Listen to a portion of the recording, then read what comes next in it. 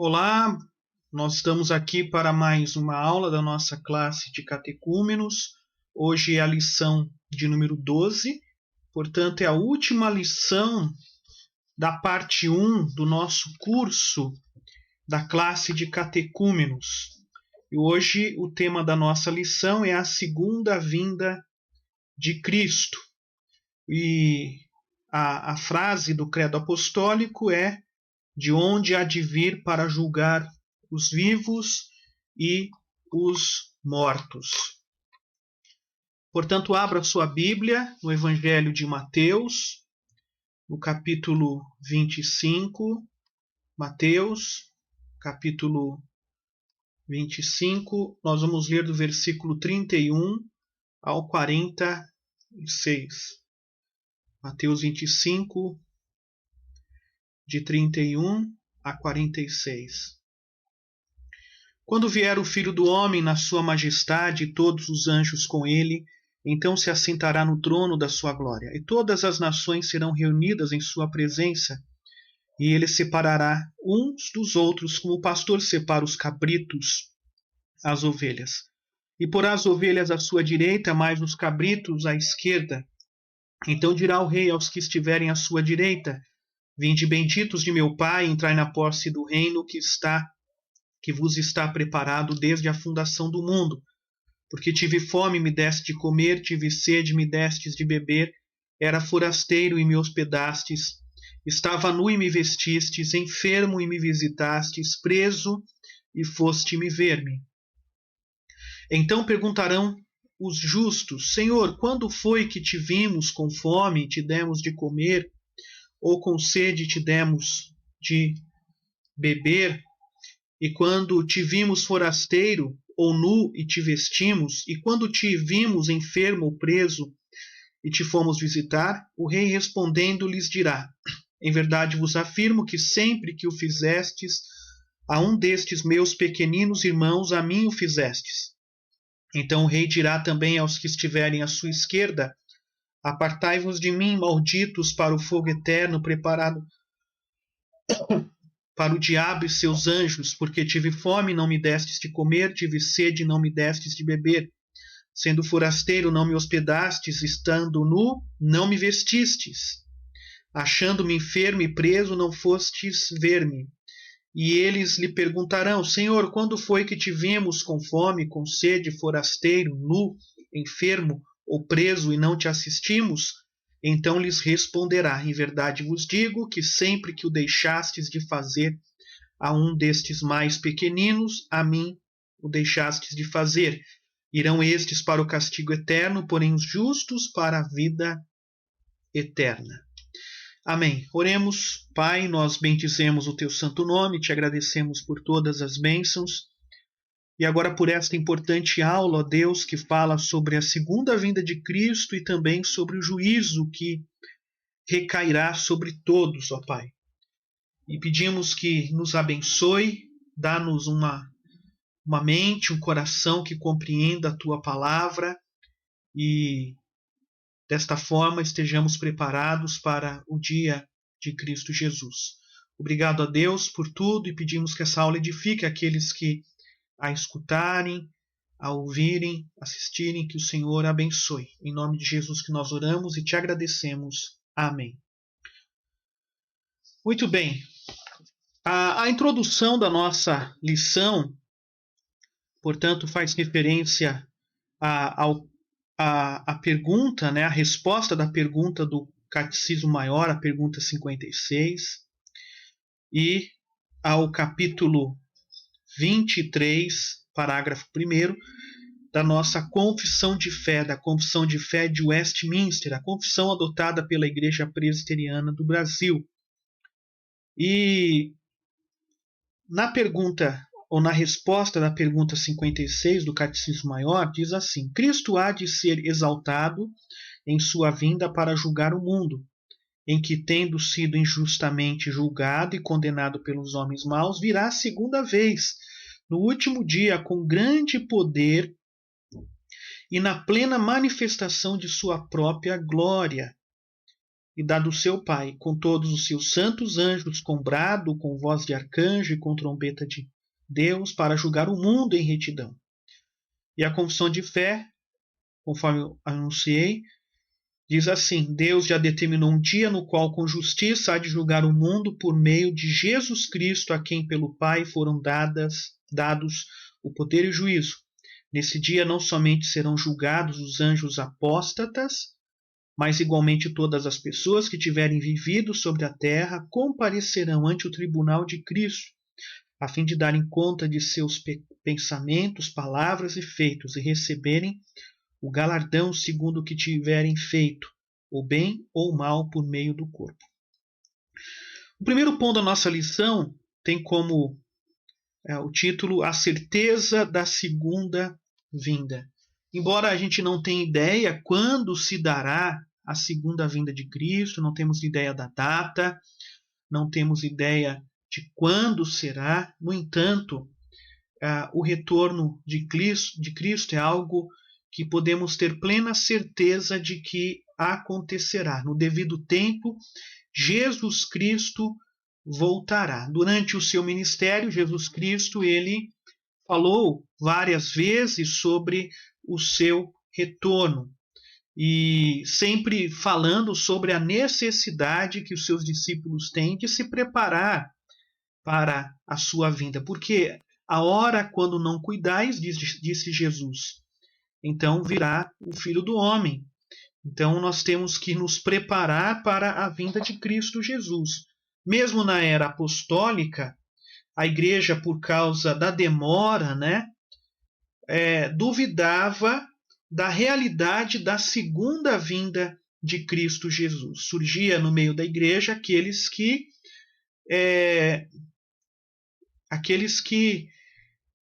negavam a vinda de Cristo, ou duvidavam da segunda vinda de Cristo, visto que ela era demorada. Mas o apóstolo Pedro disse de que isso acontecia porque o Senhor era longânimo, não querendo que ninguém perecesse, e de que para Deus um dia é como 1000 anos e 1000 anos é como um dia. Portanto, nós não podemos medir o tempo da espera conforme a nossa perspectiva de tempo. Quer dizer, não está demorada a vinda de Cristo Jesus. Cristo Jesus aguarda o tempo que isso deve acontecer, mas ele demonstra paciência.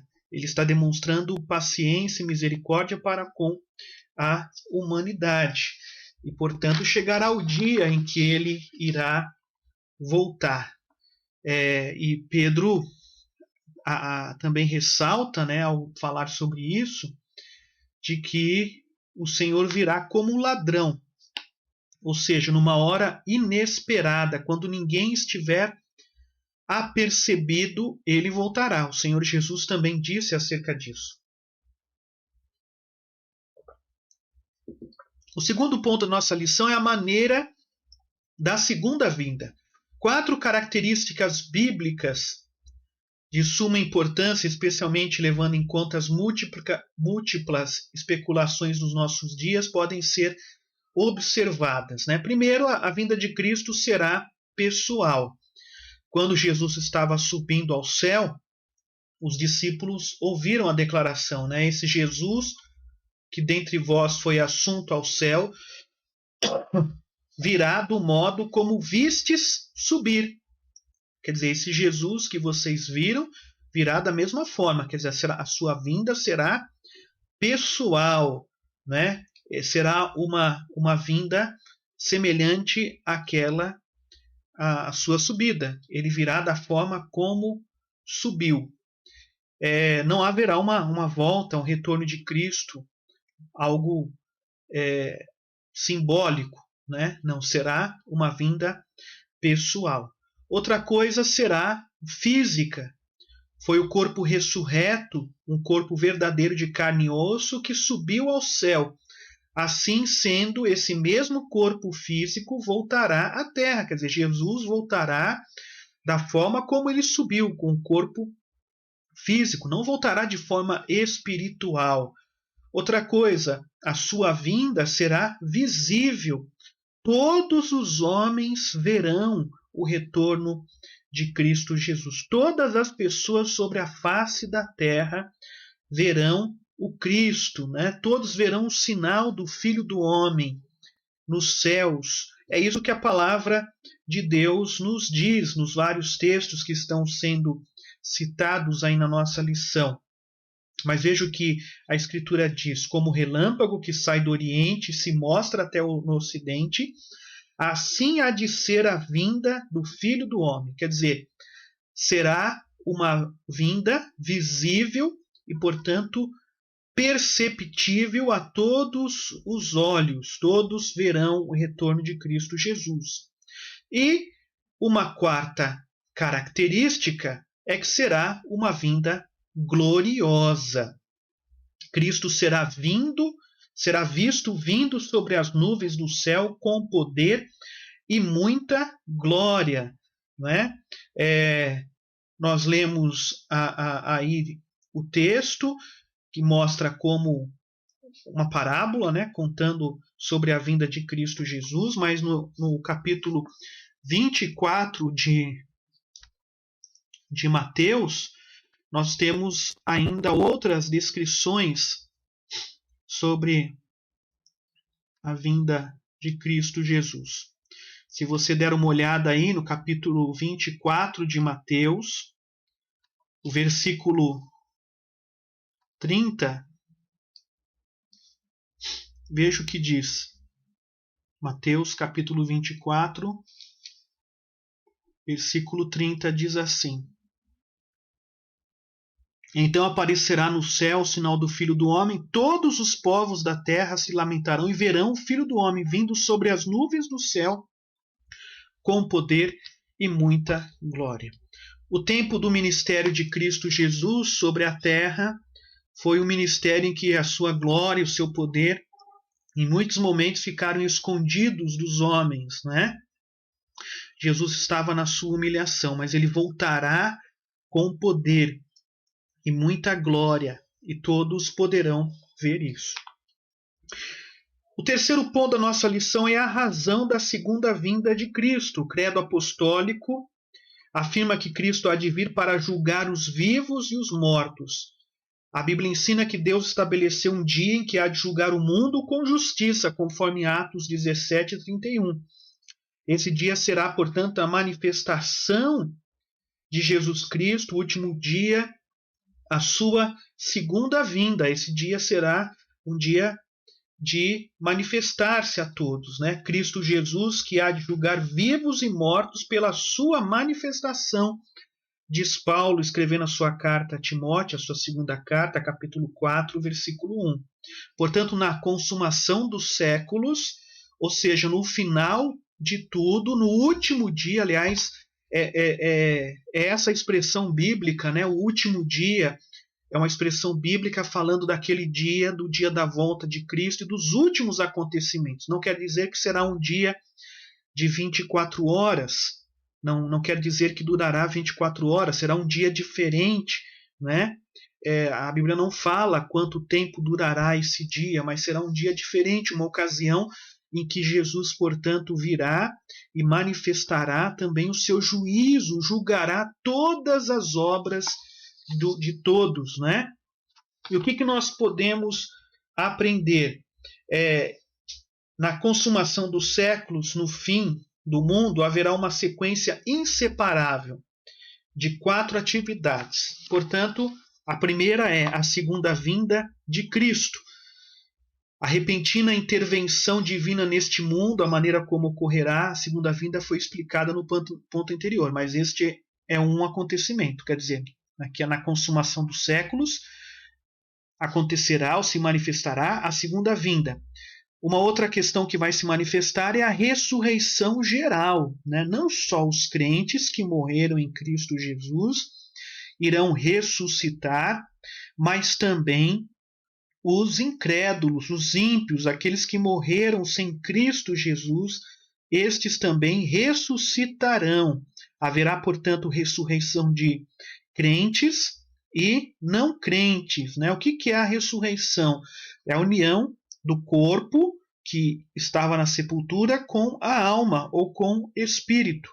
E assim o homem, na sua integralidade, o homem completo, né? Porque nós não somos homem no sentido aqui da expressão falando da nossa humanidade, né? Nós não somos humanos sem o corpo e nem somos homens sem o espírito, a alma. Então nós somos um conjunto, né? Uma unidade, corpo e alma. Então naquele dia haverá a ressurreição geral. Tanto ressuscitarão da sepultura os crentes, eles ressuscitarão primeiro, como também ressuscitarão aqueles que eram injustos, e todos comparecerão diante do tribunal de Deus, os vivos e os mortos, ou seja, aqueles que estiverem vivos na segunda vinda, os mortos que ressuscitarão, os justos e injustos. Ninguém conseguirá fugir da presença do Senhor, ninguém conseguirá se esconder da presença do Senhor. E naquele dia, portanto, todos comparecerão perante o tribunal de Cristo Jesus. A parábola que nós lemos mostra que naquele dia será um dia de separar as ovelhas dos cabritos, né? Os crentes dos não crentes, aqueles que viveram uma vida de obediência a Deus, que obedeceram os seus mandamentos, daqueles que não obedeceram. Uma terceira manifestação é o juízo final, né? Ressurretos, corpo e alma reunidos, todos serão julgados segundo o bem ou o mal que tiverem feito por meio do corpo. É o que diz a palavra de Deus. Alguns textos aí que se referem a isso, né? As parábolas de Cristo Jesus sobre o reino de Deus revelam claramente que o juízo segue-se a sua manifestação. Quer dizer, um dos acontecimentos é o juízo de Deus. Cristo virá e virá o juízo sobre todos, né? Na parábola do joio, Mateus 13, 34 a 46, nós temos ali o tempo dos acontecimentos, a consumação do século, verso 39, a vinda de Cristo é entendida por sua presença e atuação, verso 41, o ajuntamento ou ressurreição, ainda no verso 41, o juízo ou a separação, versos 30 e 40, o destino final, 41 a 43. Veja essa mesma sequência em Mateus 13, 47 a 50, 24, 30 a 31, 25, 31 a 46. Este foi o texto que nós lemos agora, né? Então, o padrão que Deus usará no dia do juízo será a lei, quer dizer, de acordo com a lei, ou seja, resumida nos 10 mandamentos, a lei moral, todos serão julgados. Todos serão julgados. É claro que os crentes em Cristo, eles serão julgados também mediante essa mesma lei. No entanto, Cristo Jesus foi aquele que obedeceu de forma perfeita a lei em nosso lugar. Então, os crentes não serão julgados para a condenação. Os crentes serão julgados para a salvação, para receberem a declaração final de que são inocentes e que, portanto, devem entrar ou adentrar a presença de Deus. E uma outra manifestação é a distribuição dos galardões, das recompensas. É claro que a palavra de Deus mostra que tudo é pela graça de Deus, nada é por nosso mérito, é pelo mérito de Cristo Jesus. Mas, ao que tudo indica, naquele dia haverá uma diferença, né, nas recompensas que Cristo dará a cada um dos seus servos. Né? A Bíblia fala dessas recompensas, embora nós não sabemos qual será o critério utilizado por Deus para fazer isso. Mas é claro que haverá recompensas diferentes para aqueles que praticaram a lei de Deus com mais intensidade. Assim como haverá a condenação maior para aqueles que cometeram crimes, cometeram pecados, atrocidades mais graves. Um homem e uma mulher que, mesmo não tendo crido em Cristo Jesus, viveram de forma honesta, demonstrar alguma bondade, né, ao próximo, é claro que serão condenados porque não creram em Cristo Jesus. No entanto, é claro que a condenação deste será diferente de um assassino, de um serial killer, né, de alguém que manifestou toda a sua maldade, colocou em evidência toda a sua maldade e expressou essa maldade contra o seu próximo. Há vários textos aí na nossa lição que você pode ler. Não é nosso propósito ler agora, porque gastaríamos um tempo e tornaria essa aula muito desgastante para alguém assistir. Mas eu gostaria que você desse uma olhada nesses textos aí, né, a respeito dos galardões ou recompensas proporcionais que cada um receberá. Então, quer dizer, tanto aqueles que forem, tanto os crentes receberão este galardão, como os incrédulos receberão castigos diferentes, como eu mencionei, né?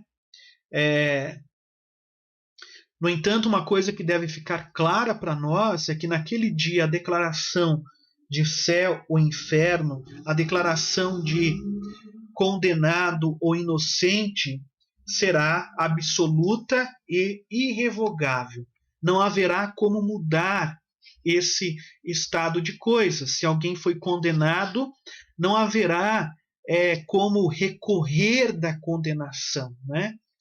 É interessante que em nossos dias, em nosso país, por exemplo, criminosos declaradamente culpados pela justiça, com provas contundentes contra essa pessoa, criminosos eles recorrem o tempo todo das suas condenações e muitos passam anos, décadas sem serem presos, e quando chegam a ocasião de serem presos, de cumprir a sua pena, o que ocorre é que já estão velhos e às vezes a justiça então permite que tais pessoas cumpram a sua pena em casa e não a cumpram na cadeia.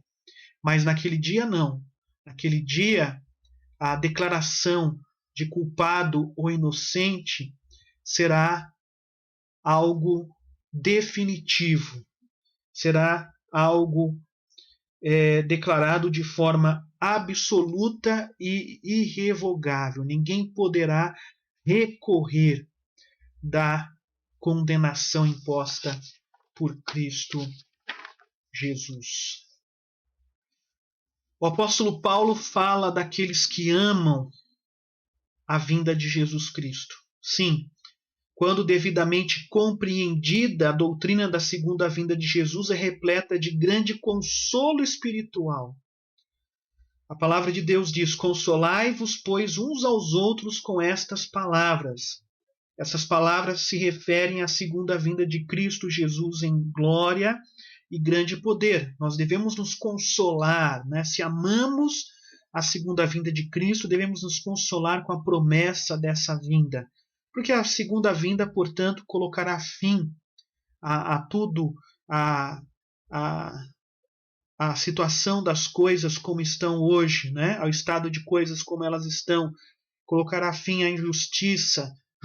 Jesus vai julgar, condenar aqueles que de fato merecem a condenação. Talvez fujam da justiça deste mundo, mas não conseguirão fugir da justiça. Mas será também um dia de alegria para os crentes, né? De descanso, do retorno do Salvador. Será um dia em que será declarada definitivamente a nossa condição diante do Senhor, o nosso estado diante do Senhor de justos, de inocentes perante a justiça de Deus. Será o dia em que, de forma plena e completa, né, em sua integridade, nós, corpo e alma, estaremos com Cristo Jesus e para sempre, portanto, desfrutaremos da sua companhia. Será dia de recompensa. O Senhor vai recompensar os seus servos conforme aquilo que fizeram, de acordo com aquilo que assumiram, diante daquilo que receberam do Senhor e demonstraram responsabilidade e compromisso. Que Deus nos abençoe, que Deus nos ajude a amar de fato e verdadeiramente a segunda vinda de Cristo Jesus. Esse dia glorioso, dia em que Cristo virá e todos o verão. Que Deus nos abençoe, que Deus nos ajude também a testemunhar disso para outras pessoas, né? Porque naquele dia não haverá como mudar a nossa situação diante de Deus. Será apenas a ocasião para a declaração, né, de condenado ou inocentado. Que Deus nos abençoe. Espero que essa aula contribua para o seu entendimento acerca desse grande evento que será a segunda vinda de Cristo Jesus. Ele virá para julgar vivos e mortos. Que Deus o abençoe.